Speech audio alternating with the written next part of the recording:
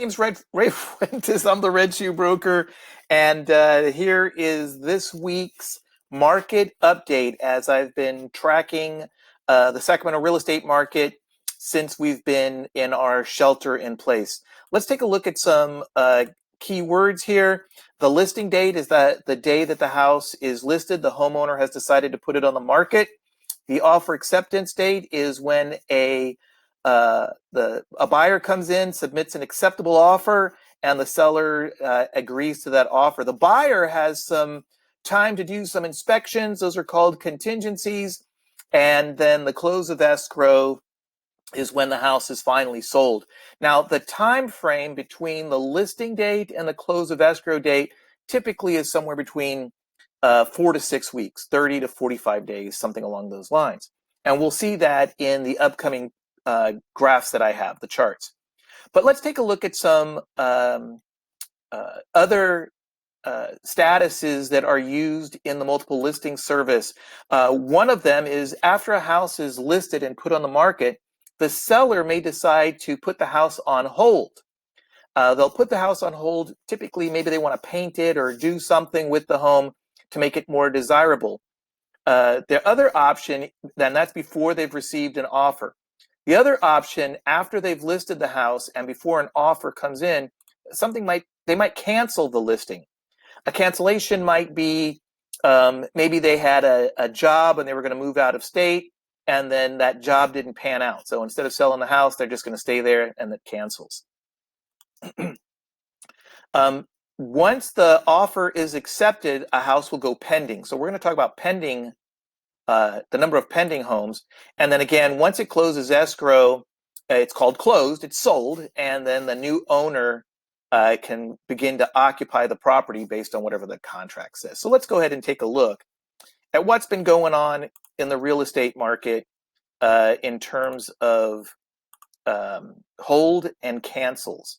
So these are the number of properties that were hold. Remember, the house was put on the market, and for whatever reason, the homeowner decided to take the house off the market temporarily and put it on a hold, right? They're going to put it back on the market, but right now it's just on hold. And canceled mean they just changed their mind. They're not going to sell the property anymore. Well, this is what's been happening from the beginning of the year. Was a Wednesday, so it goes Wednesday to Tuesday, Wednesday to Tuesday. And what's been going on here with both the cancellations and the holds was pretty flat, pretty normal up until March. And then people got concerned about the coronavirus. And then we had the shelter in place, which happened here in Sacramento. It was March 17th or 18th, something like that. So you can see that the number of cancellations peaked and the number of holds peaked, and then they went down. Well, one of the reasons they went down is because the number of available homes went down. We'll talk a little bit about that as well. So these are the number of homes that canceled. You can see that maybe we bottomed out. We don't know for sure. I think we'll know more next week. But the idea here is it looks like things, pretty much people that were going to cancel, canceled, and people that were going to put it on hold, they're just waiting. But let's take a look at some other features. Remember, we were talking about pending. What's been going on in the pending market? Well, the number of pendings, offers that were accepted, climbed. This was in February. The number changes here, partly because there was a holiday. So instead of having 5 days, this is done on a weekly basis. Instead of having 5 days, there were 4. That may have had something to do with it. Could have just been that time of year. People going on, President's Day week and taking vacation. I'm not sure why, but that's what's happening during this time period. And then you can see that the number of pendings goes down here. And again, that's about the time, that's March, that's about the time that we started being impacted by the coronavirus. If I add the closed to this list, you can see that the pendings typically lead the close. So you see it climbing here, the beginning of January, and then in the beginning of February, about 30 to 45 days later, things increase. The number of closed increases because that's how long it takes for a transaction to close typically. And then again, the coronavirus, these went down, the number of pendings went down, but so did the number of closed transactions a little bit later. Now, during the beginning of the shelter in place, real estate was considered non-essential, and in Sacramento, um, people could not view homes except virtually. They weren't supposed to be walking into houses, so that's why we see the number of pendings, I believe, why we saw the number of pendings go down. And then the number of closed also went down during that time frame. Now, some of these some of these homes that were listed during this time frame canceled or went on hold. Not the ones that were that were pending sale. The ones that were pending sale pretty much went forward. We're seeing a big drop here in the number of closed homes. I believe, again, that's because of the coronavirus. There was a new form that was put out by the California Association of Realtors that said if somebody is lost their job, say, for example, because of the coronavirus, because of COVID-19, they could cancel the transaction, assuming the seller agreed to it. Or maybe it was happening to the seller and the seller wanted to cancel and the buyer said, okay. So I think that's why we're seeing the number of closed decline. Well, I've been saying for about 3 to 4 weeks, that what we really want to see, what I think what most people want to see, is not the numbers here in terms of the numbers of pending sales and closed, but if you're thinking about buying or selling a house, what's happening with prices? So let's take a look at what's been happening at prices, with the prices since the beginning of the year. This is done on a weekly basis. Normally we see it on a monthly basis, and we would see growth. And my first video, I showed normal growth the first couple of months. In fact, the growth was pretty normal all the way through March. And then, the number of closed transactions slowed down. But when we're talking about the average price, this is an average price for this week, for all the homes that sold in this week. It goes up and down. Here, it's been climbing pretty steady, even though we've had the coronavirus. There was a little dip here, and people might go, oh my gosh, look, on the first week of April, the numbers went down. But this is that's normal.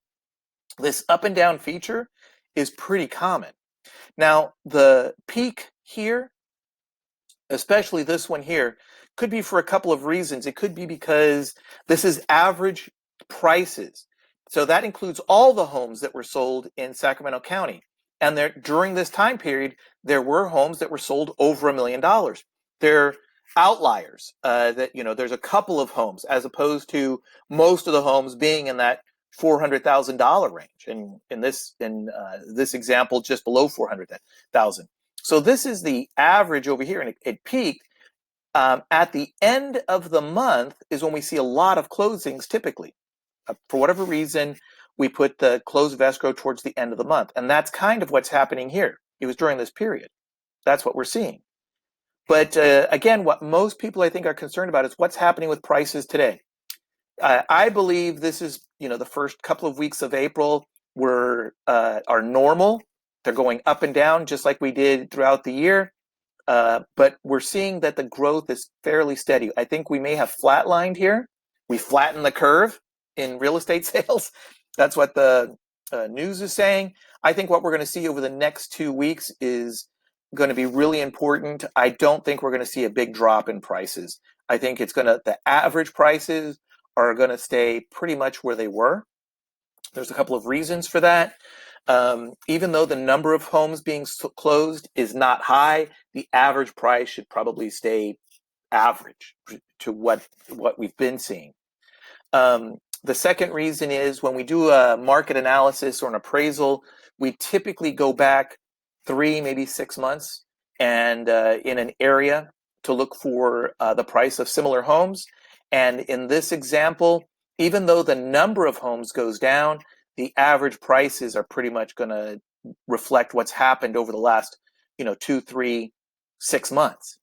So I don't think we're going to see a large drop. I think if the prices were going to drop, it'll probably be maybe in May. As I mentioned before, once the shelter in place is lifted, I think there's going to be some pent-up demand.